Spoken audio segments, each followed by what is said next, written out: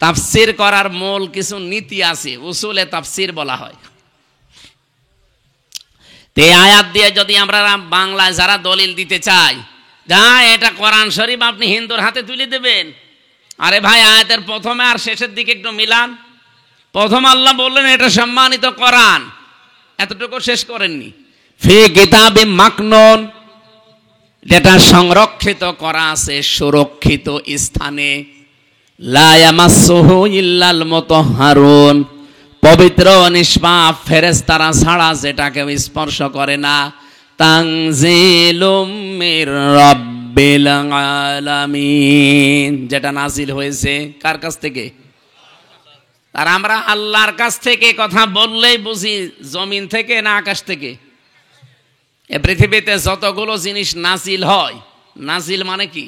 এক জায়গা থেকে আর এক জায়গায় পড়ে যাওয়া। পৃথিবীতে যত জিনিস নাজিল হয় তার ভেতরে অন্যতম কি বলেন তো? কোরআন শরীফ। কোরআন শরীফ কেউ কি বলে যে কোরআন নিচ থেকে উঠেছে? কে বলে?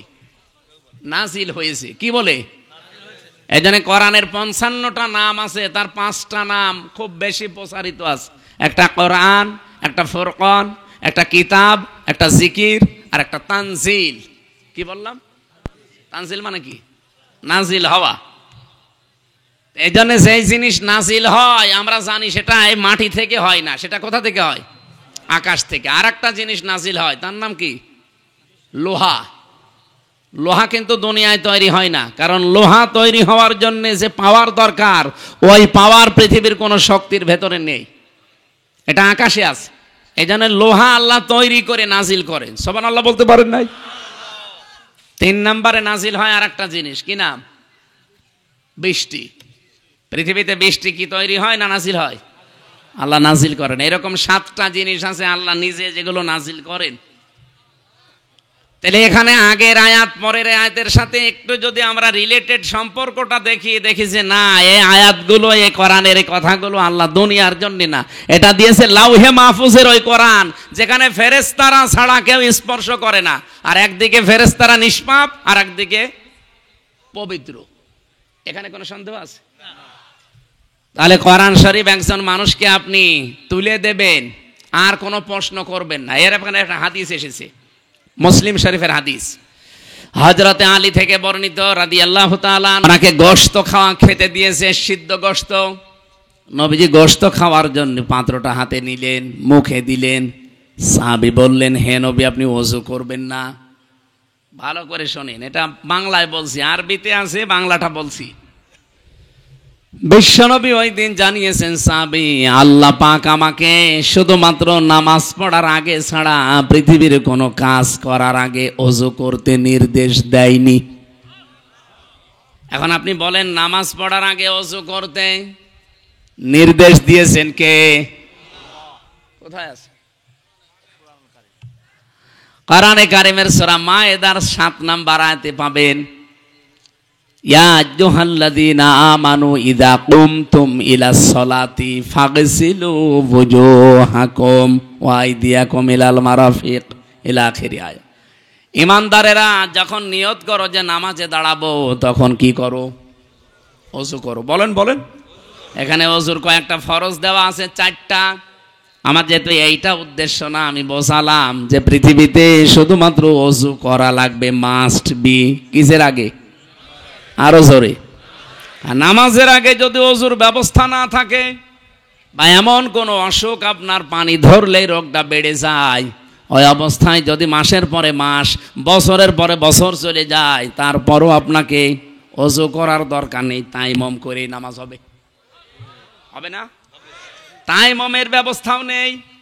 এমন একটা জায়গায় আছে যে তায়াম্মুম করবেন, তায়াম্মুম করার জন্য যে জিনিসগুলো লাগে, পবিত্র মাটি জানিয়ে, এগুলো একটাও নেই।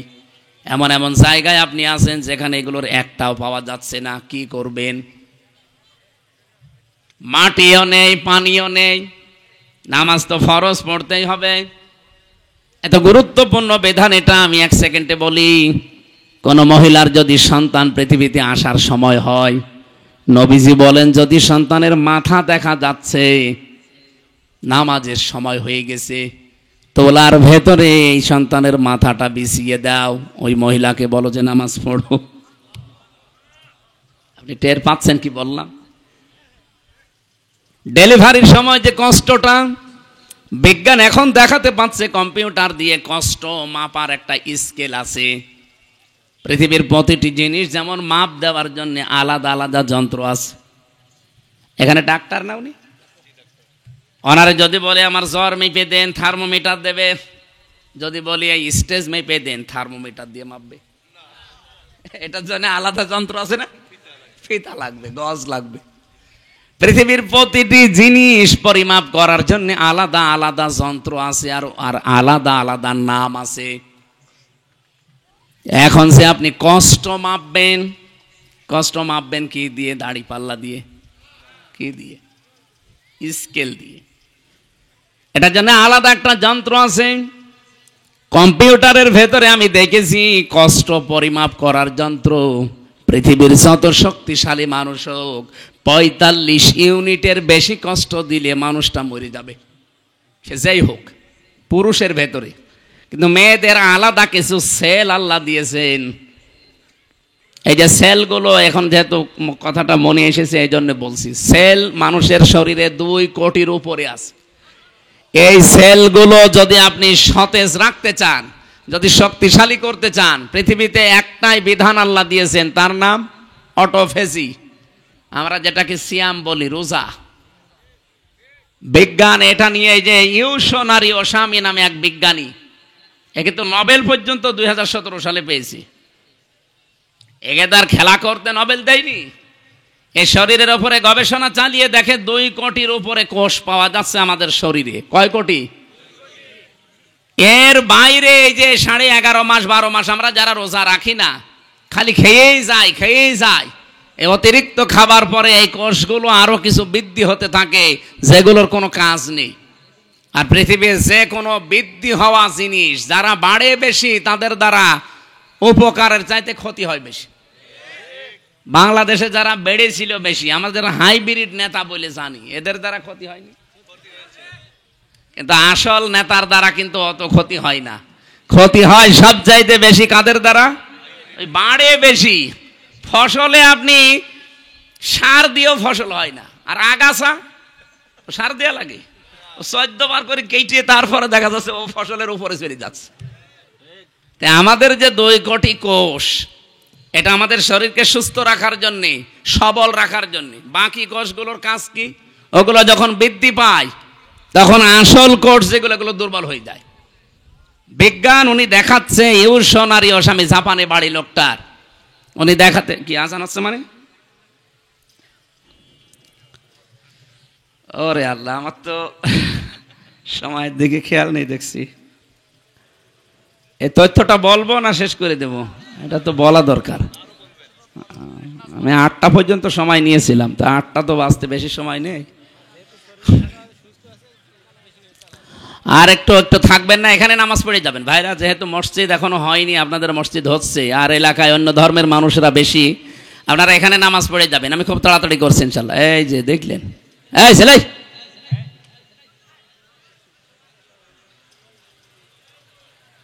কি বৃষ্টি হচ্ছে, দর ওঠে কেন? মুয়াজ্জিন, এত মুয়াজ্জিন এলাকায় যান মুয়াজ্জিন যারা যে আজান দেন, বাকিগুলো যেন না ভাই। আমরা আয়াতটা অন্তত শেষ করি, খালি এই তথ্যটা বলার পরে চলে যাচ্ছি। উনি জানিয়েছেন অতিরিক্ত এই কোষগুলোকে যদি দুর্বল করতে হয়, তাহলে কমপক্ষে 30 দিন, বছরে 30 দিন 14 থেকে 15 ঘন্টা আপনি না খেয়ে থাকতে হবে একাধারে। পৃথিবীর কোন ধর্মে এটা আছে দেখি? 4,500 ধর্মীয় গ্রন্থ এই পৃথিবীতে এখন আছে, উল্লেখযোগ্য আছে 27টা। এই 27টাকে তিনি এক জায়গায় করে করে মিলিয়েছিলেন যে কোনটা এই তথ্য পাওয়া যায়। সর্বশেষ পেয়েছেন মুসলমানদের ধর্মীয় গ্রন্থ কোরআনে কারিম, সূরা বাকারার 183-84 নাম্বার আয়াতে। আল্লাহ পাক 1500 বছর আগে অটোফেজির তথ্য দিয়েছেন, ওয়াং তাসুমু খায়রুল লাকুম ইন কুনতুম তা'লামুন। তোমরা যদি রোজা রাখো এটার দ্বারা তোমাদেরই ভালো হবে। কি ভালো হবে, উপকার হবে, সেখানে এরকম পয়েন্টগুলো দেওয়া আছে। তার ভেতরে এইটা একটা। অতিরিক্ত এই কোষগুলো আস্তে আস্তে যখন আপনার শরীর থেকে দুর্বল হয়ে যাবে, এই আসল কোষগুলো তখন শক্তিশালী হবে। শরীরের ভেতরে 5.5 কেজি রক্ত আছে। 226 কিলোমিটার বেগে মাথা থেকে পা পর্যন্ত চলার জন্য ওই কোষগুলো সাহায্য করে। জোরে বলেন সুবহানাল্লাহ। এই যে মানুষের কষ্ট সহ্য করার যে লিমিট আছে, 45 ইউনিটের বেশি কষ্ট দিলে তো একজন মানুষ মরে যায়।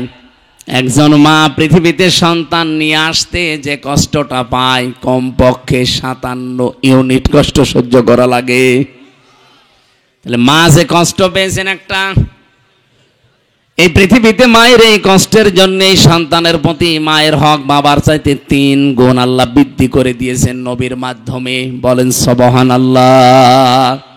আমি যে তথ্যটা বোঝাচ্ছিলাম, আপনি যদি সারা জীবন এখন এই যে কষ্ট, এত কষ্ট করছে মা সন্তান জন্ম দিতে, জীবন মরণ নিয়ে টানাটানি, কিন্তু নবীজি বলেন এই সময় যদি নামাজের সময় হয়ে যায়, সন্তানের মাথা তোলার ভেতরে বিছিয়ে বলো নামাজ পড়।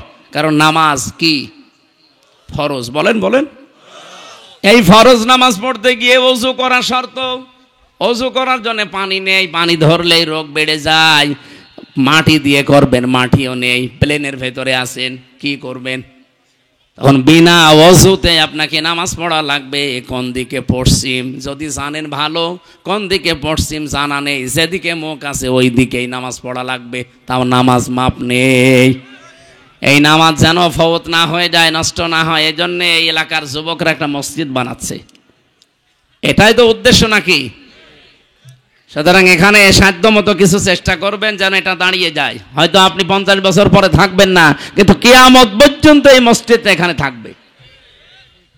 যদি ভারতের মতো এদেশে আগ্রাসন শুরু না হয়, এই উগ্রপন্থী হিন্দু যারা, তারা যদি মসজিদ ভেঙে না দেয়, এই মসজিদ এখানে কায়েমজা হয়ে গেল, কিয়ামত পর্যন্ত এখানে থাকবে। আর মানুষ এখানে সেজদা দিতে থাকবে।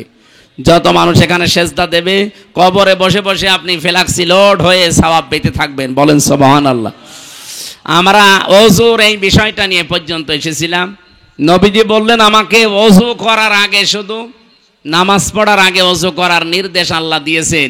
তাছাড়া পৃথিবীর কোনো কাজে, সে কাজ রোজা রাখা হতে পারে, হজ করা হতে পারে, এমনকি কোরআন পড়াও হতে পারে, এগুলোর আগে ওযু করা লাগবে। এর শর্ত আল্লাহ আমাকে দেননি, এই জন্য আমি ওযু না করে গোশত খেলাম। বলেন এখানে এই হাদিস আর এই আয়াত আপনি সম্পর্ক এক জায়গায় করেন, কি দাঁড়াবে? আজ বিশ্বের অন্যান্য দেশে এমনও জায়গায় আমি গিয়েছি যেখানে আল্লাহ যে একজন আছে সে জানেই না। কয়েকদিন আগে আমি থাইল্যান্ডে ছিলাম। এমন এমন এলাকায় আমাকে নিয়ে গিয়েছিল। সৃষ্টিকর্তা একজন আছে, বিশ্বাস করে না। ওরা বিশ্বাস করে সব একা একা হয়েছে। তো এইরকম মানুষের কাছে যদি আল্লাহর পরিচয় অথেন্টিক ভাবে তুলে ধরা লাগে, আপনি যদি আপনার বাবার কাহিনী বলেন, ও জীবনে শুনবে? বলেন। কোরআনে কারিমের এমন এমন বিষয় আল্লাহ এর ভেতরে দিয়েছেন, সেই কথাগুলো তাকে প্রচার করেন, ওদের মনের ভেতরে রেখাপাত করবে। কারণ কোরআনকে আল্লাহ জানিয়েছেন জালিকাল কিতাব লা রাইবা ফি। এই যে কিতাবের আগে আলিফ লাম, এটা নির্দিষ্ট করে জানিয়েছেন পৃথিবীতে একটাই কিতাব আছে যেটা মানুষকে হেদায়েত দিতে পারে। এর ভেতরে সম্মোহনী কিছু শক্তি আল্লাহ আলাদা করে রেখেছেন। বলেন সুবহানাল্লাহ। ও সিরাজগঞ্জবাসী, আমি যে কথাটা তুলেছিলাম এখান থেকে, এই সবগুলোর দ্বারা প্রমাণ করা যায় এটা দিয়ে যে ওযু করা কোরআন শরীফের যে বাংলা, ইংরেজি, উর্দু, ফার্সি তাফসির এগুলো ধরা শর্ত না। তাহলে লরেন বুথের কাছে যে কোরআনের তাফসির তুলে দিয়েছে, 3 বছর তিনি পড়ার পরে নির্দ্বিধায় মুসলমান হয়েছে। সাংবাদিকরা জিজ্ঞাসা করছে আপনি একজন খ্রিস্টান, তামাম পৃথিবীতে সবচাইতে বেশি মানুষ বাস করে খ্রিস্টান ধর্মে, আপনি সেই ধর্ম থেকে পৃথিবীর জঙ্গি ধর্ম ওরা বলে যেটাকে মুসলিম ধর্ম, এই ইসলামে আসলেন কোন কারণে? লরেন বুথ বলেছিল আমি 3 বছর কোরআন শরীফ পড়েছি, আন্দাজে না বুঝে শুনে পড়েছি। 3টা বছর পড়তে পড়তে আমি 53 জায়গায় লাল দাগ দিয়েছিলাম যে ভুল ধরা পড়েছে। আল্লাহর ইশারা 54 নাম্বার জায়গায় যে আমার নিজের জীবনের ভুল ধরা পড়ে গেছে। আমি যেখানে লাল দাগ দিয়েছি দেখি তার পরের আয়াতে, পরের সূরাতে আল্লাহ ওই আয়াতের জবাব 1500 বছর আগেই দিয়ে দিয়েছেন। এই মহিলার কাছে যদি কোরআন ওই দিন তুলে না দিয়ে বঙ্গবন্ধুর আত্মজীবনী দিত, ও তো মুসলমান হইতো। আমি জেলে থাকাকালীন 3টা বছর ওরা পড়তেও দেয়নি, 24 ঘন্টা তালা লাগিয়ে রাখতো ফাঁসির ওই কন্ডেম সেলের ভেতরে। আর কারারক্ষী যা অধিকাংশগুলো হিন্দু ভাইরা পড়তো, দেবদুলাল, সুব্রত বালা, এরপরে আশিক কুমার, সঞ্জয় দত্ত, যা নাম বলছে সব তো আল্লাহর ওলি। একদিন এনে বললাম যে ভাই সবসময় তো তালা লাগিয়ে রাখেন, একটা বই দেন তো একটু পড়ি। আল্লাহর ওলি আমার বই নিয়ে এসেছে বঙ্গবন্ধুর আত্মজীবনী। বই পড়ে করবো কি? পরের সপ্তাহে বই নিয়ে এসেছে বঙ্গবন্ধুর চীন সফর, আর বই পান না। পরের সপ্তাহে নিয়ে এসেছে বঙ্গবন্ধুর ছেলেবেলা। বললাম ভাই আপনার আর আসার দরকার নেই। একজন মুসলমান কারারক্ষী পেলাম, আশরাফুল, ওরে বললাম ভাই আপনি তো অন্তত অন্য কিছু না, একটা মুসলমান, তো একটা তাফসির এনে দেবেন তো। সব সময় বাইরে যেতে পারি না, তালাবদ্ধ করে রাখেন, আবার সিসি ক্যামেরা দিয়ে আমার সাথে যেন কেউ কথা না বলে। আচ্ছা ঠিক আছে। পরবর্তীতে এই যে এটিএম আজহারুল ইসলাম আছে না, নাম শুনেছেন না? কি জামাত ইসলামের সহকারী সেক্রেটারি জেনারেল, একজন মাজলুম মানুষ। ডক্টর মোহাম্মদ ইউনূস দায়িত্ব নেওয়ার পরে বহু বড় বড় আসামি কিন্তু বের হয়ে গেছে, আমরা দেখতে পাচ্ছি। সে যে দলের লোকই হোক না কেন, যারাই হোক, আমি চাই হাসিনার আমলে যারা জেলে ছিল এই 15.5 বছর একটাও যেন জেলে না থাকে, সব বের করে দিন। কারণ এগুলো সব ভুয়া মামলার আসামি। আমি নিজেরটা বলছি, আমি অন্তত তো ভুয়া মামলার আসামি ছিলাম। আমারে ওরা নাম দিয়েছে আনসারুল্লাহ বাংলা টিমের প্রধান, অথচ সাতাশে কি আমি জানি না। ভেতরে একজনকে পেয়েছিলাম, মনে হচ্ছে আল্লাহর দলের প্রধান আব্দুল মতিন। ভাই আপনি আল্লাহর দলের সভাপতি, সেক্রেটারি কে? আমার ছেলে। ও সভাপতি, ও ছেলে সেক্রেটারি। এ দেশে আর কোনো লোক নেই। এই হচ্ছে দেশের জঙ্গির অবস্থা। এগুলোকে পুঁজি করে এই পৃথিবীর নিকৃষ্ট মানুষের তালিকা যাদের বললাম, এরা বিশ্বের মোড়লদেরকে দেখাতো যে দেশে জঙ্গি আছে, অথচ জঙ্গি নামে দেশে কিছু নেই, আন্দাজে সব ভুয়া। আমার জঙ্গি মামলা দিলে শয়তান বিশ্বাস করবে? যারা বের হচ্ছে এই মানুষগুলোকে আমরা চাই। তারেক জিয়া বের হয়ে গেছে, আলহামদুলিল্লাহ। ওনার স্ত্রী জবাইদা রহমান বের হয়ে গেছে, আলহামদুলিল্লাহ। ম্যাডাম খালেদা জিয়া খালাস পেয়েছে, আলহামদুলিল্লাহ। আমরা চাই এটিএম আজহারুল ইসলামকেও খালাস দেওয়া লাগবে। আজকে 19 তারিখ, 20, 21, 2 দিন পরে ওনার রায় আছে 22 তারিখে। এবার যদি টাল্টে পাল্টি করেন না, বাঙালিকে হাইকোর্ট দেখান, এ দেশের মানুষ কিন্তু আর কন্ট্রোল করতে পারবেন না। আমরা চাচ্ছি এই মাজলুম মানুষটাকে 22 তারিখে মুক্ত জীবনে ফিরিয়ে দেওয়া হোক। কারা চান দেখি? লিল্লাহে তাকবীর। এই দেখেন তো, হাত তোলেনি কে? না তুললে মনে করবেন ওইটা ওই দলের। হ্যাঁ ঠিক আছে। আরে ভাই আমি দল বেদল না, আমি একটা মাজলুম মানুষের পক্ষে বললাম।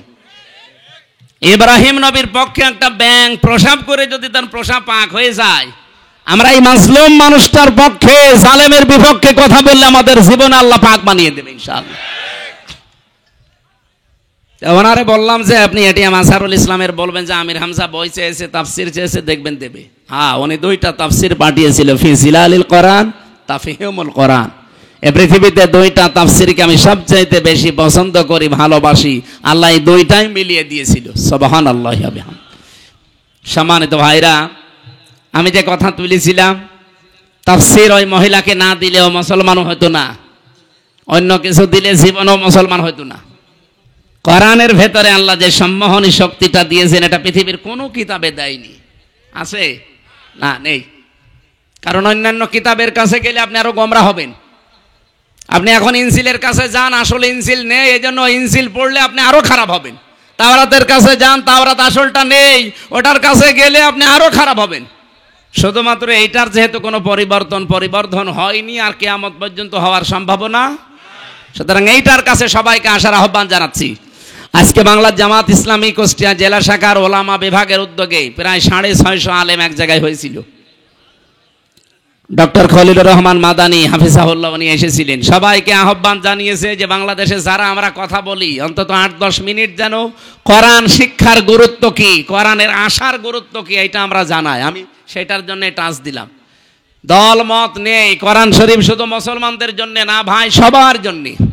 এই জন্য যারা আছেন আরবি টু আরবি যদি বাদ দেন, শুধু তাফসিরের কাছে আসেন, এটা পড়েন, দেখেন আপনার জীবন পরিচ্ছন্ন হতে বাধ্য যদি আপনার শুধু একটু মন থাকে। গিরিশচন্দ্র সেনের মন ছিল না, ও তাফসির লিখার পরও হেদায়েত পায়নি। আপনার যদি একটু হালকা মন থাকে যশোরের অধ্যাপকের মতো, আপনি 3 মাসের ভেতরে দেখবেন এই পৃথিবীর শান্তির ধর্ম মুসলমান, ইসলাম এর ভেতরে চলে আসবেন। আল্লাহ সেই কোরআনে কারিম থেকে 6666টি আয়াত, এটা প্রসিদ্ধ, 6236টা আয়াত এটা বিশুদ্ধ। আমরা মাত্র একটা আয়াত পড়েছি, সূরা আহকাফ আয়াত নাম্বার 14-15, 2টা আয়াত পড়েছি। এই 2টা আয়াত সামনে নিয়ে তাফসীর আকারে কিছু কথা বলতে চাচ্ছি, যেহেতু অনুষ্ঠান আরেকটা আছে তো। আর এখানে 8টা পর্যন্ত সময় নিয়েছিলাম, আমি গুরুত্ব বোঝাতে যে সময়টা ক্ষেপণ হয়ে গেছে। আপনারা আরেকটু থাকবেন না? আউযু বিল্লাহি মিনাশ শাইতানির রাজিম। বিসমিল্লাহির রহমানির রহিম। ইন্নাল্লাযীনা ক্বালু রাব্বুনাল্লাহু সুম্মা ইসতাকামু ফালা খাউফুন আলাইহিম ওয়ালা হুম ইয়াহজানুন। সাদাকাল্লাহুল আযীম। আহকাফ একটা পাহাড়ের নাম। কিসের নাম? আল্লাহ পাক এখান থেকে মাত্র একটা আয়াত, 14 নম্বর আয়াতটা আপনাদের সামনে পড়েছি। ইন্নাল্লাযীনা ক্বালু, নিশ্চয় যারা এ কথা বলে, শুধু বলে না, বলেছে অতীতে, এখনো যারা বলছে রব্বুনাল্লাহ, আমাদের রব আল্লাহ, এ কথাটা যারা বলতে পারবে যে আমাদের রব আল্লাহ, আর কাউকে আমরা রব হিসাবে মানি না, শুধু বলেই শেষ করে দেয় না, সুম্মা ইসতাকামু, এর উপরে দাঁড়িয়ে যায়, ইস্তেকামাত পয়দা করে, দৃঢ়তা নিয়ে আসে এই শব্দের উপরে। ফালা খাউফুন আলাইহিম ওয়ালা হুম ইয়াহজানুন, আল্লাহ পাক বলেন তাদের কোনো ভয়ও নেই, কোনো চিন্তাও নেই। বলেন সুবহানাল্লাহ। উলাইকা আসহাবুল জান্নাহ, এই মানুষগুলো জান্নাতের অধিবাসী। খালিদিনা ফিহা, চিরকাল সেখানে তারা থাকবে। জাযাম বিমা কানু ইয়ামালুন, তারা যে কাজ কারবার দুনিয়ায় করেছে তাদের পুরস্কার আমার আল্লাহ এটা দেবেন। এবার বাংলা অর্থের পরে আমরা তাফসিরে যাচ্ছি। এই যে বিমা কানু ইয়ামালুন, আপনি যা করেছেন তার পুরস্কার আল্লাহ দেবেন। কি করেছিলেন? এর আগে আল্লাহ যে 2টা শব্দে আমাদেরকে কিছু কাজের নির্দেশ দিলেন, যে যারা বলে আমাদের রব আল্লাহ, এর উপর টিকে থাকে। রব শব্দের ব্যাখ্যায় আমি যতগুলো বিষয় তাফসিরের ভেতরে পড়েছি, রবের প্রথম অর্থ সৃষ্টিকর্তা। রব মানে কি? আমাকে সৃষ্টি করতে পারে শুধুমাত্র কে? পৃথিবীর অনেক ধর্মের কথা বললাম না, প্রায় 4500 ধর্ম। অন্যান্য ধর্মে তারা অন্যান্য বিষয়কে সৃষ্টিকর্তা মানে। এই যে হিন্দু ধর্মের যারা 12 মাসে 13 পূজা করে, 33 কোটি ওদের দেবতা, ওরা অন্যান্য এমন এমন নাম দিয়ে তাদেরকে ওরা সৃষ্টিকর্তা মনে করে। বিভিন্ন জিনিস মনে করে এগুলো এই এই বানিয়েছে, এগুলো এই বানিয়েছে। ওরা নাম দিয়েছে সরস্বতী, নাম দিয়েছে দুর্গা, এক একটার এক এক ক্ষমতা। কেউ ব্যবসায় বরকত দেয়, কেউ লেখাপড়ায় বরকত দেয়, কেউ ফসলে বরকত দেয়। এক একটার নাম এক একটা দিয়েছে, এগুলো তারা সৃষ্টিকর্তা, সৃষ্টি করেছে। আমরা জানা রব বলে আল্লাহকে বিশ্বাস করি। এই পৃথিবীতে 210 কোটি এখন আমরা মুসলিম, আমাদের সবার বিশ্বাস আমাদের সৃষ্টিকর্তাকে। আমি নাম নিয়ে যেতে ঘৃণা করে এই জন্য নামটা নিচ্ছি না। পালিয়ে গেছে যিনি, উনি কিন্তু বলেছিল ফসলে বরকত দিয়েছে, মা দুর্গা গজে চড়ে এসেছে। এ কথা বললে আপনার রবকে রব মানা হয়? হয় না, কারণ সৃষ্টি তো দুর্গা করতে পারে না। আপনি ফসলের মাঝে দুর্গাকে বসিয়ে রেখেন, ফসল সহ দুর্গা চুরি হয়ে যাবে। আমাকে বেশি বলছে, আপনি রেখে দেখেন। এমনিতে রব মানে সৃষ্টিকর্তা নয়, এটা প্রথম পাঁচটার ভেতরে প্রথম এটা। আল্লাহ পাক বলেন ইকরা বিসমি রাব্বিকাল্লাযী খালাক, পড়ো তোমার ওই রবের নামে যিনি তোমাকে বানিয়েছেন। তাহলে সৃষ্টি করার একচ্ছত্র মালিকানা দুর্গার, হবলের, সরস্বতীর, কার? এটা আমরা বিশ্বাস করি। তো পৃথিবীর কিচ্ছু কেউ সৃষ্টি করতে পারে না, শুধু ওটা রিফাইন করতে পারে, একটার সাথে মিলিয়ে আর একটা বানাতে পারে। কিন্তু আসল চিনি বানিয়েছেন সর্বপ্রথম তিনি কে? এই যে মডেল ছাড়া চিনি বানান, এই জন্য তাকে সৃষ্টিকর্তা বলা হয়। হযরত ইব্রাহিম আলাইহিস সালাম এই শিরিক থেকে জাতিকে মুক্ত করার জন্য যে ঘোষণাটা দিয়েছিলেন শব্দের মাধ্যমে, ওইটা এইটা, ইন্নী ওয়াজ্জাহতু ওয়াজহিয়া লিল্লাযী ফাতারাস সামাওয়াতি ওয়াল আরদা হানিফা। তিনি বলেছিলেন আমার এই চেহারা আমি ঘুরিয়ে দিলাম ওই রবের দিকে। কোন রব? যিনি আসমান আর জমিনের উদ্ভাবক। এই যে ফাতারা মানে যিনি আসমান আর জমিন দেখে দেখে বানাননি, কোন রকমের মডেল ছাড়া, আকৃতি ছাড়া নিজের জ্ঞানে বানিয়েছেন, এইটার নাম সৃষ্টিকর্তা। আমি একটা জিনিস দেখে আর একটা জিনিস এটা বানালাম, এটার নাম কিন্তু ফাতারা না, এটার নাম খলাক না, এটার আলাদা আরবি আছে। কিন্তু কেউ যদি কোনো আকৃতি ছাড়া, কোনো মডেল ছাড়া একটা জিনিসকে তৈরি করে, যেমন আমার আল্লাহ পৃথিবীর সব কিছুকে আলাদা আলাদা বানিয়েছেন, একটা দেখে আর একটা। আমাদেরকেও আল্লাহ ঠিক ওইভাবে, একটার সাথে আর একটা জীবনেও মিলবে না। আপনি মনে করছেন না হামজার এই যে অধ্যাপক সাহেবের চেহারা মনে হচ্ছে একই? কে বলেছে? কিয়ামত পর্যন্ত এই পৃথিবীতে হামজার সাথে আর কোনো মানুষের চেহারা মিলছে না, মিলবেও না। যে কোনো লাইনে একটা খোদ আল্লাহ ধরিয়ে দেবে। বিশেষ করে পাঁচটা জিনিস তো মিলবেই না। আমার এই হাতের আঙ্গুলের ছাপ, এখানে 153টা রেখা আছে। আজ পর্যন্ত কারো এই রেখাগুলো একটার সাথে আর একটা মেলে না। কিয়ামতের আগে কারোর সাথে কারো মিলবে না। যদি মেলে তাহলে জমি জায়গা সব জাল দলিল হয়ে যাবে। 2 নম্বরে কণ্ঠের স্বর। এই যে আমার কণ্ঠের যে স্বর বের হচ্ছে, এক একটা কথা তৈরি হতে কমপক্ষে 27টা স্তর পার করছে আমার এই কণ্ঠ। প্রত্যেকের ঠিক এইভাবেই ওই 1 থেকে 26 পর্যন্ত হয়তো ঠিক থাকবে। বিজ্ঞান জানিয়েছে 27 নাম্বার জায়গায় যখন কথাটা বের হবে তখন সিস্টেমটা আল্লাহ আলাদা করে স্বর বানিয়ে দেবে।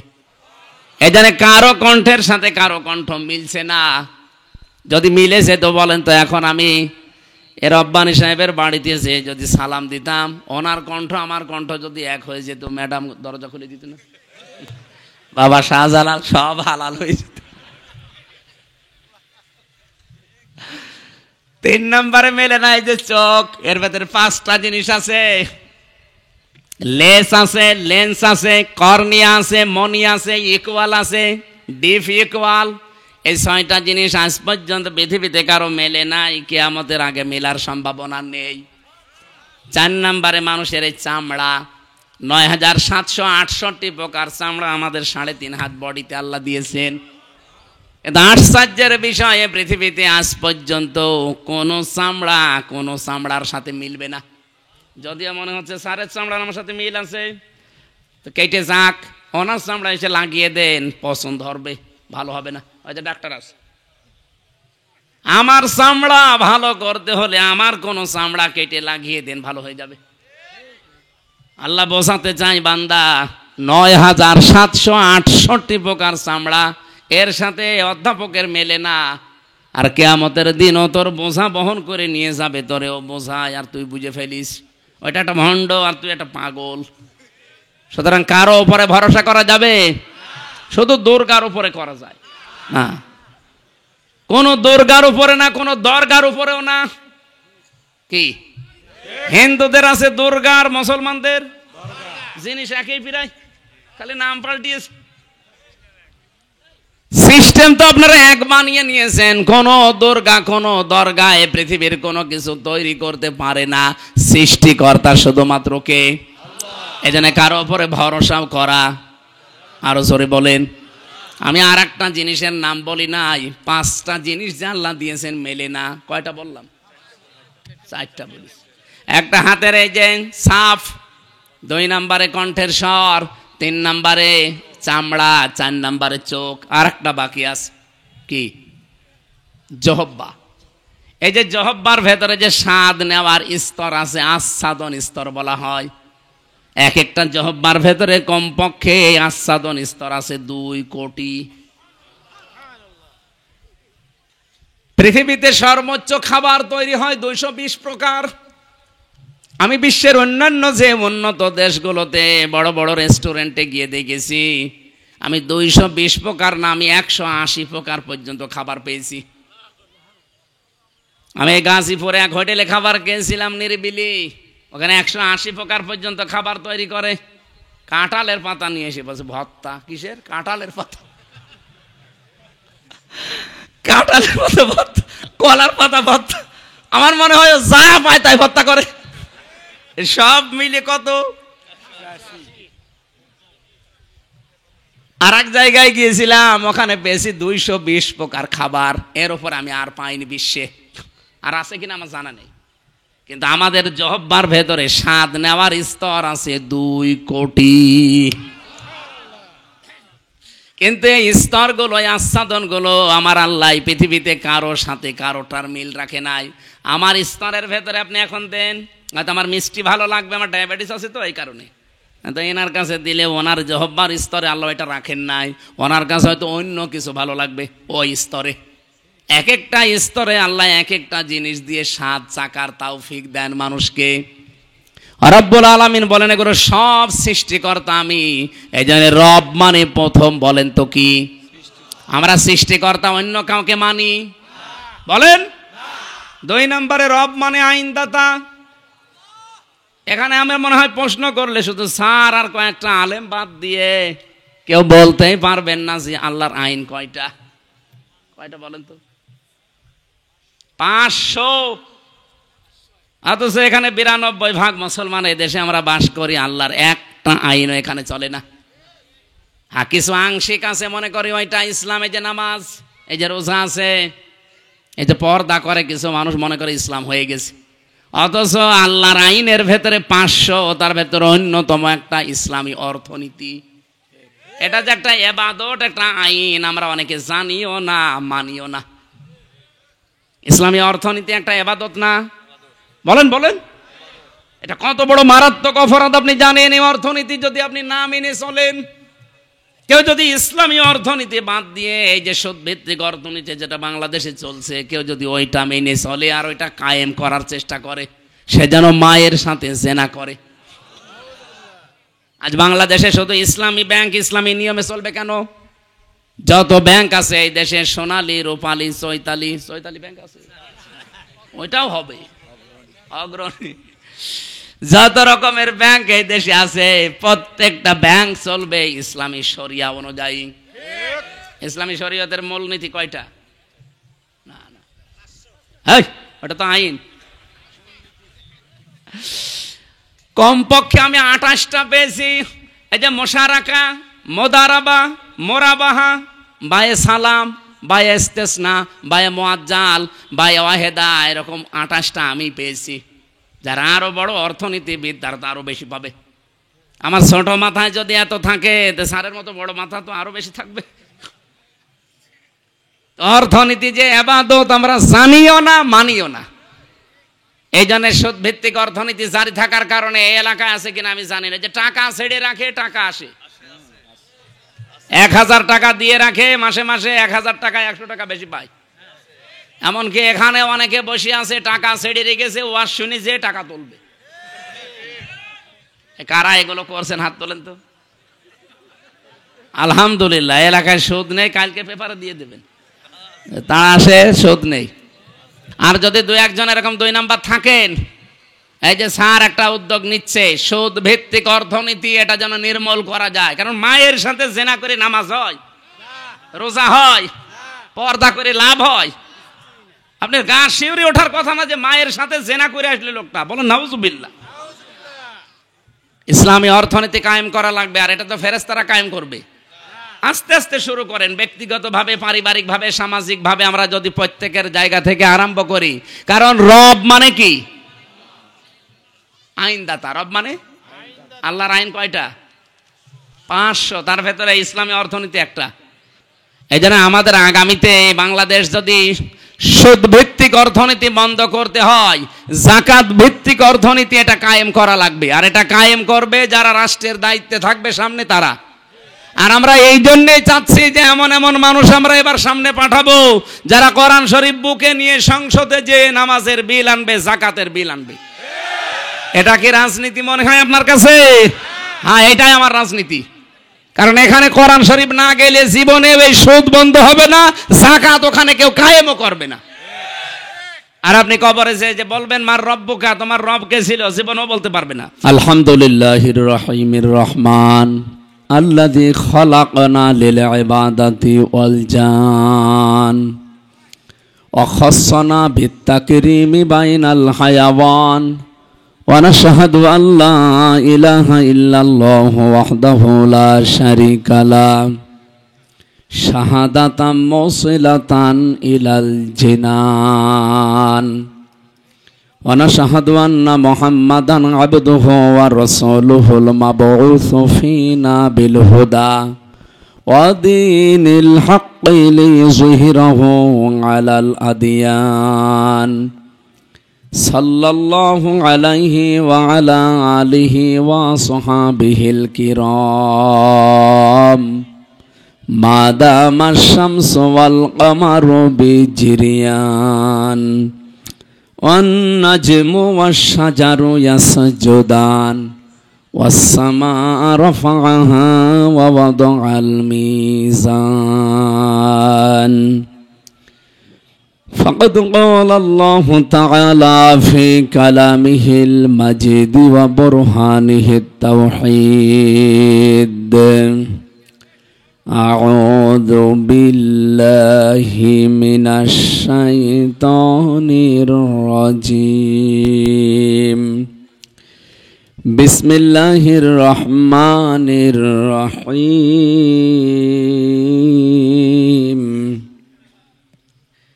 إن الذين قالوا ربنا الله ثم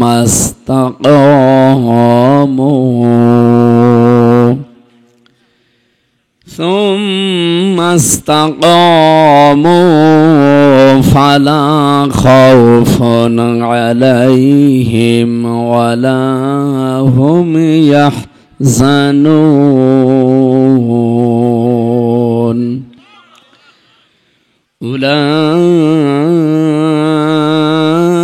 أولئك أصحاب الجنة خالدين فيها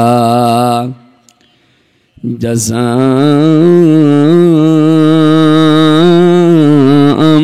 بما كانوا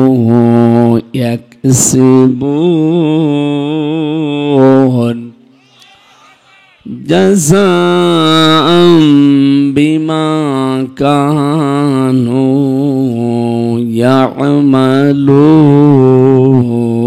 يعملون صدقت يا ربنا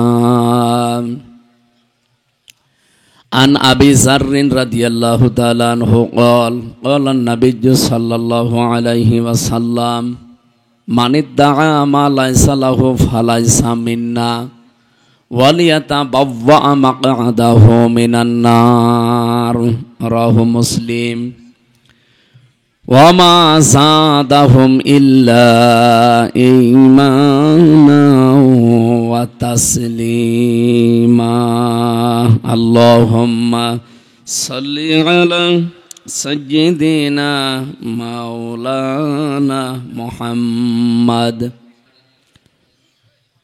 অন্য ধর্মের যারা আছেন সবাইকে আমাদের কোরআনের অনুষ্ঠানে ওয়েলকাম জানাচ্ছি। ওয়াইন আহাদুম মিনাল মুশরিকিন আস্তাজারাকা ফাজিরহু হাত্তা ইয়াসমাআ কালাম আল্লাহ সুম্মা আবলিগহু মা'মানা।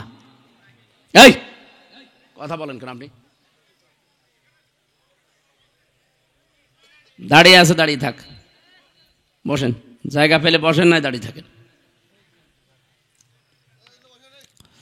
অন্য ধর্মের বিভিন্ন ভাইরা বোনেরা যারা বিভিন্ন জায়গায় আছেন, আপনাদেরকে ওয়েলকাম জানাচ্ছি। কোরআন আমাদেরকে নির্দেশ দিয়েছে, হে নবী, মুশরিকরাও যদি কোরআনে কারিম শুনতে আসে, আপনি তাদেরকে সহি সালামতে নিরাপত্তার সাথে ব্যবস্থা করে দেবেন। শোনা শেষ হয়ে গেলে বাড়ি পর্যন্ত তাদের পৌঁছিয়ে দেবেন। সুতরাং পৃথিবীতে পরধর্ম সহিষ্ণু এই একটাই ধর্ম আছে, তার নাম ইসলাম। এই যে ভারতবর্ষ 1197 সাল থেকে আরম্ভ করে এই যে 2025 পর্যন্ত চলছে, আপনি ইতিহাস আমার কাছে লেখা আছে, যতগুলো শাসক পার হয়েছে, কেউ 11 বছর, কেউ 13 বছর, কেউ 15 বছর, এভাবে পার করেছে তারা। 750 বছর একাধারে ভারতবর্ষ শাসন করেছিল, কিন্তু তাদের টার্গেট ছিল না যে এলাকায় কোনো হিন্দু থাকবে না। কিন্তু এখন আমরা কিছু উগ্রপন্থী হিন্দু দেখতে পাচ্ছি, সব হিন্দু না, যে উগ্রপন্থী সন্ত্রাসী যারা, এরা পৃথিবীর নিকৃষ্ট মানুষের তালিকায় অলরেডি চলে গেছে। আপনারা হিন্দু ভাই বোন যারা আছেন, আপনারা অন্যদিকে নিয়ে যাবেন না, আমি সঠিকটা বলছি। আপনি পৃথিবীর ইতিহাস এখন একটু পর্যালোচনা করেন, বিশেষ করে মাইক্রোসফট, এটা খ্রিস্টানরা রিপোর্ট বানিয়েছে, তামাম দুনিয়ার 257টা দেশ তারা এই রিপোর্টটা পেশ করেছে। সবচাইতে নিকৃষ্ট ঘৃণিত মানুষের তালিকায় এখন 2টা দলের নাম আছে, একটা উগ্রপন্থী হিন্দু যারা, আর 2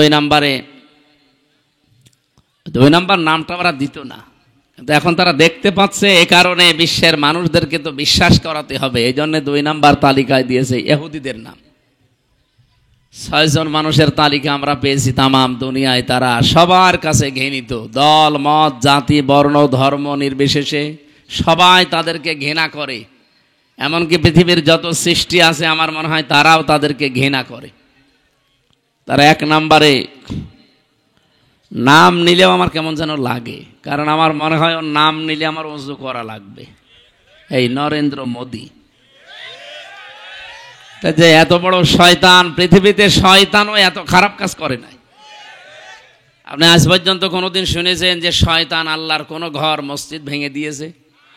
অথচ ভুয়া ধুয়ারে তুলে বিভিন্ন জায়গায় বলছে এখানে মন্দির ছিল আগে, 500 বছর আগে, আমরা এটা ভেঙে মসজিদ বানাবো। একটা কথা হলো, ভারতের অনেক হিন্দু পর্যন্ত তাকে এখন ধিক্কার জানাচ্ছে যে একই মানুষ না কসাই। কসাইও তো এত নির্দয় না যে আল্লাহর ঘর তারা ভেঙে ভুয়া ধোয়া তুলিস। যদি সঠিক হয়তো তাও তো মেনে নিতাম। বাংলাদেশের যত মন্দির আছে, এক গ্রামও হয়তো মন্দির থাকতে পারে। এখন যদি আমরা বলি যে 1000 বছর আগে এখানে মসজিদ ছিল, আমরা এটা ভেঙে এখন মসজিদ বানাবো, আপনারা মানবেন? আর এটা ঠিক হবে? আমাদের বাপদাদা পূর্বপুরুষ যারা বিভিন্ন জায়গা তারা ওয়াকফ করে গিয়েছিল, এই ওয়াকফ আইন বাতিল করে দিয়ে তারা এখন নিজেরা এই সমস্ত জায়গাগুলো দখল করছে। হযরতে আবু যর রাদিয়াল্লাহু তাআলা আনহু থেকে বর্ণিত, বিশ্বনবী বলেন, মানিদ্দাআ মা লাইসা লাহু ফালাইসা মিন্না।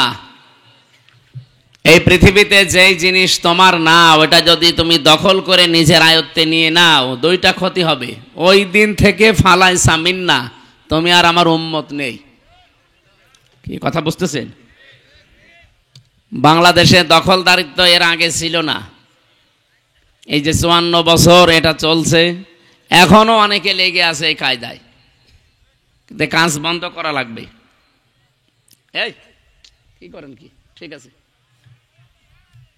এদিকে তাকিয়ে থাকেন। যেই জিনিস আপনার না, আপনি যদি জোর করে জবরদস্তি করে যে কোনো কায়দায় ওটা নিজের দখলে নিয়ে নেন, আপনি নামাজ পড়তে পারেন, রোজা রাখতে পারেন, হজ করে এসেছেন, আল্লাহর কসম ফালাইসা মিন্না, ওই দিন থেকে আপনার নবীর উম্মত নেই, আপনি অন্য কিছু। কেন এত শক্ত করে বললাম? এখানে যারা আলেম আছে, কোনো বক্তব্যের আগে যদি ফা আসে, তার আগে কি আছে পরে কি আছে যদি সত্যি আপনি পরের কাজগুলো করে থাকেন, নবীজি গ্যারান্টি দেওয়ার জন্য 19টা অর্থে আছে ফা, এখানে একটা এসেছে। এক নম্বরে এই দেশে এবং পৃথিবীতে আজ যারা অন্যের জিনিস দখল করে নেয়, তারা আর যাই হোক নবীর উম্মত নেই। বিশ্ব নবীর উম্মত যারা না, তারা হয় ইহুদি হবে, নাই খ্রিস্টান হবে, নাই মুশরিক হবে, নাই বৌদ্ধ হবে। কি এই বাংলাদেশে যদি কারো চরিত্র এরকম থাকে, আপনি নামাজ পড়ছেন, রোজা রাখেন, আপনি কি আর নবীর উম্মত আছেন? আপনি আর এলাকায় যারা হিন্দু ভাইরা আছে তারা একই। সুতরাং আপনাকে এখন আবার নতুন করে মুসলমান বানানো লাগবে এবং মুসলমানই দেওয়া লাগবে। নতুন করে আরেকবার দিতে গেলে তো সমস্যা হয়ে যাবে। এই জন্য নতুন করে যদি মুসলমানই দেওয়া না লাগে, অন্তত নতুন মুসলমান বানানো আপনাকে লাগবে। আশা করছি এই কাজ যারা করছেন থেমে যাবেন, যাদের যা নিয়েছেন ফেরত দেবেন। আমি আওয়াজ যা পাচ্ছি এলাকায় মনে হয় এসব চলছে। এখানে টিকার ভেতর একটা ব্যাখ্যা আছে, যা অনেক আলেম বসে আছে, তো তাদেরকে বলছি আপনারা বাড়িতে মিলাবেন মুসলিম শরীফের হাদিস। হ্যাঁ, যে জিনিস আপনার কাছ থেকে জোর জবরদস্তি করে কেউ দখল করে নিয়েছিল, কেড়ে নিয়েছিল, ছিনতাই করেছিল, ওইটা যদি আপনি নিজের আয়ত্তে নিয়ে নেন, তাহলে এই হাদিসের ভেতরে আপনি নেই। না, আপনারা মনে হয় কথা বুঝতেছেন না। হাদিসের ভাষা শোনার পরে হয়তো ভয় হচ্ছিল যে আমি আর নবীর উম্মতি নেই, আমি অমকের জিনিস নিয়ে নিলাম। না, বিষয়টা এমন না। ব্যাখ্যা যারা করে, মুহাদ্দিস যারা, তারা লিখেছেন যে জিনিস আপনার ছিল কিন্তু সেটা অন্য কেউ দখল করে রেখেছিল, ছিনতাই করেছিল, কেড়ে নিয়েছিল, জোর জবরদস্তি করে নিজের আয়ত্তে রেখেছিল। এখন যদি আপনি ওইটা নিজের আয়ত্তে নিয়ে নেন, আপনি নবীর উম্মত থাকবেন না, বিষয়টা এমন না। সুতরাং আগস্টের 5 তারিখের পর থেকে এই দেশে যার যা অনেকেই নিয়েছেন বিভিন্ন জিনিস, আমরা নাম নিলাম না, এগুলো যদি সত্যি আপনার হয়ে থাকে, এই 15.5 বছরে হয়তো ওনারা নিয়েছিল, আপনি নিয়েছেন, আপনার গোনা নেই, কেন আপনার জিনিস আপনি ফেরত পেয়েছেন। ইসলামী ব্যাংক যাদের ছিল তারা ফেরত নিয়েছে। যে মানুষগুলো এতদিন জোর জবরদস্তি করে খেত, এই ব্যাংক কি তাদের বাবার? যারা নিয়েছে তাদেরই, তাদের রক্ত ঝরানো টাকা দিয়ে ব্যাংক বানানো। আপনি এতদিন জোর করে জবরদস্তি করে দখল করে রেখেছিলেন, তারা এখন ওটা ফেরত পেয়েছে। সুতরাং এরকম পৃথিবীতে যত জিনিস আছে, যদি আপনার নিজেরটা আপনি ফেরত পান, তাহলে হাদিসের প্রথম অর্থ আপনার জন্য না। এটা টিকা বললাম। 2 নাম্বারটা কি? ওয়ালিয়াতা বাওয়া মাকআদাহু মিনান নার। বিশ্বনবী জানিয়েছেন সে যেন তার নিজের স্থান জাহান্নামে বুকিং করে দিল। অবশ্য সুবহানাল্লাহ, কোন এলাকায় আসলাম গো, পাগল নাকি? জাহান্নামে টিকিট বুকিং করছে, আর অবশ্য সুবহানাল্লাহ। আমার মেয়ে তো একেবারে গ্রাম্য মানুষ, ও মনে হয় ওর বাবা মরে গেলেও সুবহানাল্লাহ পড়বে। এটা হিসাব নিকাশ করে বলবেন। হাদিসের 2টা পয়েন্ট ছিল। 1 নম্বরে যে জিনিস যার না, যদি কেউ জোর করে জবরদস্তি করে নিজের দখলে ওইটা নিয়ে নেন, আপনি নবীর উম্মত ওই দিন থেকে নেই। কিন্তু ওটা যদি আপনার নিজেরই থাকে, নিজে আপনি ফেরত পেয়েছেন, এটার জন্য এই হাদিস আপনার জন্য না। এই যে ইসরায়েল যেটা দখল করছে আজ, 1940 সালে তাদেরকে আমাদের এই রোহিঙ্গার মতো থাকতে দিয়েছিলাম। এই ফিলিস্তিনের মুসলমানেরা তাদেরকে দয়া করে থাকতে দিয়েছিল এই শয়তানদেরকে, আর এখন ওরা নিজেরাই তাদেরকে তাড়িয়ে দখল করে নিচ্ছে। ওরা তো এমনিও জাহান্নামে যাবে। ওরা তো এই হাদিসের 2য় পয়েন্ট 100% তাদের জন্য। ওয়ালিয়াতা বাওয়া মাকআদাহু মিনান নার, সে যেন জাহান্নামের আগুনের ভেতরে তার নিজের একটা জায়গা তৈরি করে নিল। বলেন নাউজুবিল্লাহ। আমাদের জীবনে যে এরকম কিছু না হয়, কি কথা বুঝতেছেন ভাই? আজকে থেকে যারা এরকম কিছু আছেন, আপনি ফেরত দিয়ে দেবেন। অনেকে বনের সম্পদ নিজের কাছে রাখে, মনে করে এ আর দেওয়া লাগবে। মাঠের জমি জায়গা হয়তো দেয়, বাড়ির জমি জায়গা অথবা সম্পদ যা আছে টাকা পয়সা দিতে চায় না। না, সাহাবা ইকরামের জীবনী পড়েছি, তারা এই আয়াত শোনার পরে ইউসিকুমুল্লাহু ফি আওলাদিকুম লিযযাকারি মিসলু হাজ্জিল উনসায়াইন, আল্লাহর নির্দেশ, তোমাদের এক ছেলে যা পাবে 2 মেয়ে তাই পাবে। এটা পালন করতে গিয়ে তারা নিজেরা বোনের সম্পদ, মেয়ের সম্পদ এগুলো ভাগ গ্রহণ করতেন। রান্নার হাঁড়ি, কড়াই, এমনকি পানি খাওয়ার গ্লাস পর্যন্ত তারা আলাদা করে নিত, এগুলো ভাগ করত। আর আপনি বাড়ির জমিও দিতে চান না। অন্যের জমি জায়গা যদি কেউ আত্মসাৎ করে, দখল করে নেয়, মেরে খায়, তাহলে তার একটা গুনাহ হবে। কয়টা বলেন বলেন? জুলুমের গুনাহ শুধু। কিন্তু কেউ যদি নিজের বোনের জমি ফাঁকি দেয়, ভাইয়ের জমি ফাঁকি দেয়, ফুফুকে না দেয়, চাচাকে মেরে দেয়, ওর ডবল গুনাহ হবে। একটা হচ্ছে জুলুমের গুনাহ, আর একটা আত্মীয়তার সম্পর্ক ছিন্ন করার গুনাহ। এই দুই গুনাহ বাংলাদেশে চলছে না। ওটা তো আপনার আয়ত্তে থাকার কথা না, বোনেরটা আপনি নিজের নামে নিয়ে চালিয়ে দিচ্ছেন। মানে অনেকে মনে করে আমার ছেলে মেয়ে, আমার স্ত্রী পুত্র, এদেরকে সুখে রাখার জন্য আমি এগুলো করছি। আরে ভাই, আপনি তো পাগলও না, জাতেরও মাতাল না, তালেও মাতাল না। আপনি এখনই মরে গেলে আপনার ছেলে মেয়ে এই যে অবৈধ সম্পদ যা রেখে গেলেন, এগুলো তো অবৈধই। অন্যের সম্পদ নিজে যে মেরে খাওয়া, এটা অবৈধ না? অনেকে মনে করে বোনেরটা তো এ মনে হয় অবৈধ না। কে বলিস আপনাকে? এটা আরো ডবল অবৈধ।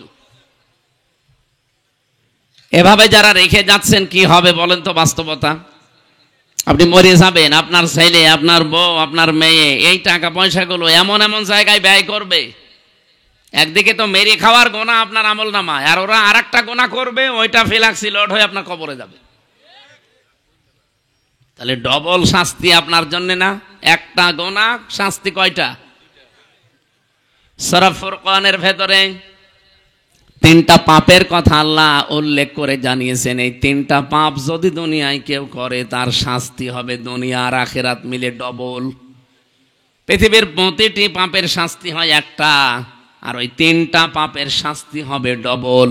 ওয়াল্লাযীনা লা ইয়াদউনা মা'আল্লাহি ইলাহান আখার ওয়ালা ইয়াকতুলুনান নাফসাল্লাতী হারামাল্লাহু ইল্লা বিল হাক্কি ওয়ালা ইয়াজনুন ইলা আখির আয়াত। সূরা ফুরকান 68 নম্বর আয়াতে আছে, 19 নম্বর পারার 4 নম্বর পৃষ্ঠার 15 নম্বর লাইনে আছে। আল্লাহ পাক বলেন, দুনিয়াতে যারা আমি আল্লাহ বাদে অন্য কাউকে ডাকে, তাদের শাস্তি ডবল হবে। এখন যদি বলেন অন্যান্য ধর্মের যারা, তাদের কাছে হয়তো এটা পৌঁছায়নি, এজন্য না বুঝে ডাকে না। ইসলামের আওয়াজ যদি কারো কাছে নাও পৌঁছায়, তার বিবেক তো আছে।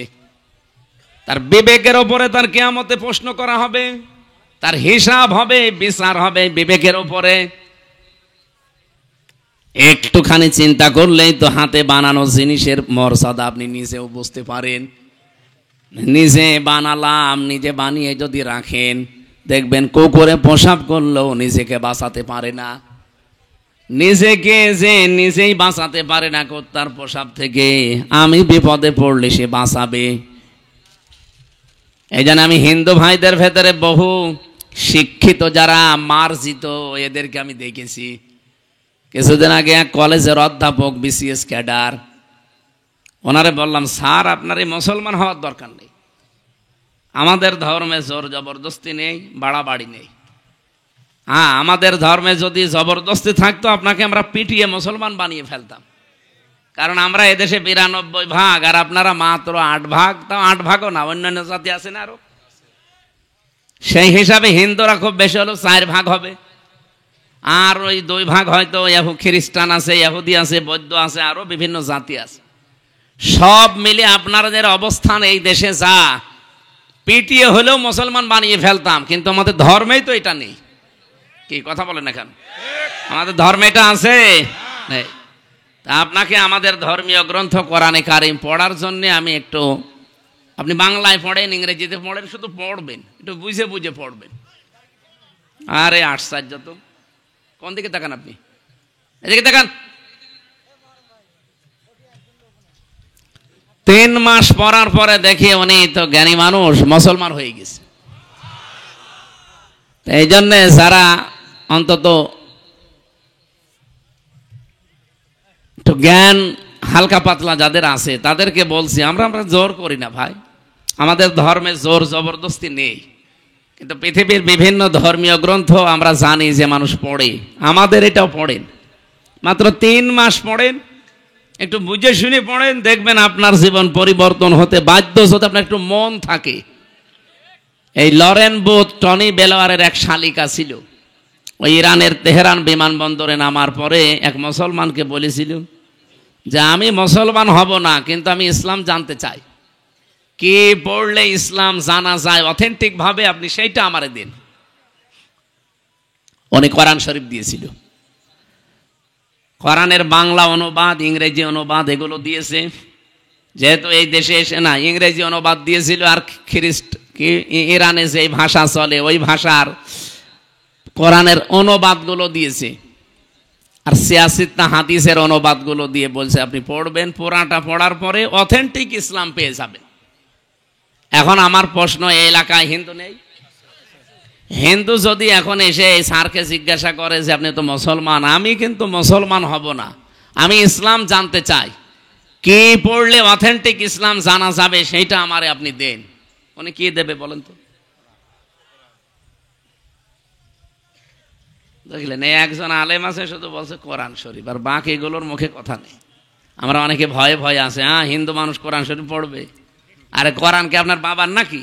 হাদা বায়ানুল লিন্নাস হুদাল লিন্নাস।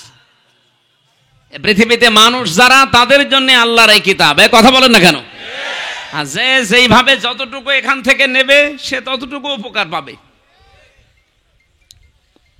আজ আমেরিকা উপকার পেয়েছে কেন? কারণ কোরআনে ওরা পুরাটা মানে না, যতটুকু মানে ততটুকু উপকার পায়। সূরা নেসার 34 নম্বর আয়াতটা ওরা নিয়েছে হালকা, পুরাটা না। আর রিজালু কাওয়ামুনা আলান নিসা, এই পৃথিবীতে পুরুষ মানুষ হবে নেতা, আর মেয়েরা হবে তাদের আজ্ঞাবহ। এই আয়াতের পক্ষে একটা হাদিস আছে। পারস্যের রাজা ইন্তেকালের পর সেখানে কাইসার নামে যেই লোকটা যখন দুনিয়া থেকে বিদায় নেয়, তখন তার মেয়েকে তারা ওই দেশের লোকরা শাসনভার ক্ষমতা তুলে দিয়েছে। নবীদের কাছে এটা এসে সাহাবা ইকরাম বললেন যে এই ঘটনা। বিশ্বনবী তখন বললেন লা ইউফলিহা কওমুন আল্লাহু আমরাহুম ইমরাতুন, বুখারী শরীফের হাদিস। ওই জাতি কখনো সফল হচ্ছে না, হবে না।